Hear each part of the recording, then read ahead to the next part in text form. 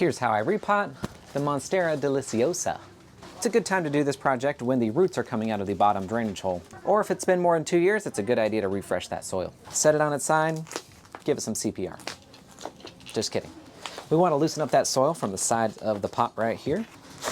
Now we assess the health of the roots. Since I can't find my knitting needle, I'm going to just use a screwdriver. I had a screwdriver handy, but not a knitting needle. We're just gonna loosen up the ends here just a little bit. You're looking for nice, healthy roots. They should be firm. If they're papery thin or if they're mushy, you wanna get rid of them. But we've got a nice, healthy root system here on this one. Scraping off a lot of this old soil. It's okay to break a few roots. It'll actually help stimulate some new root growth. I'm not going to remove all the soil here, but it's nice and loosened up so it can start climbing into its new home. Let's clean this up. That's better.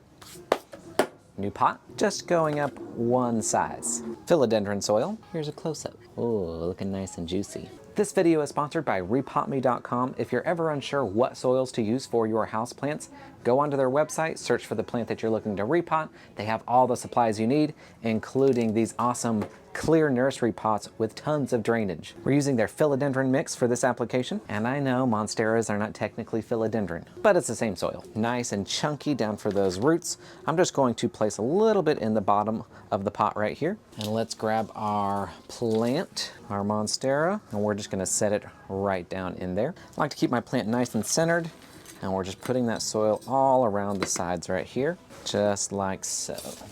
Now for the important part, slap that pot.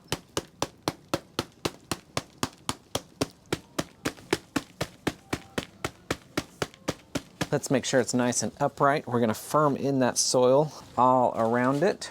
Make it firm enough so that the plant can stay upright, but we're not breaking any roots. And I like to keep the soil level about a ½ inch below the total rim of the pot. That way, when you go to water, nothing spills off the side. Time to water it in. Let's get our water. Drip tray, plant.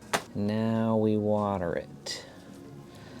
Oh yeah, nice and chunky mixture. It's gonna let that soil drain out nicely. I love to see it sort of seeping down in the bottom right here. Now this is something I really love about using these clear pots from Repot Me, is that you can actually see how dry your plant is. You can see the moisture level in your soil. When your philodendron or your monstera get to about 25 to 50% dry, so when you no longer see moisture about halfway down the pot, that's when you give it a really good soak. Makes it super, super easy. These clear pots are awesome. Let it drain out, put that aside, and there you have it.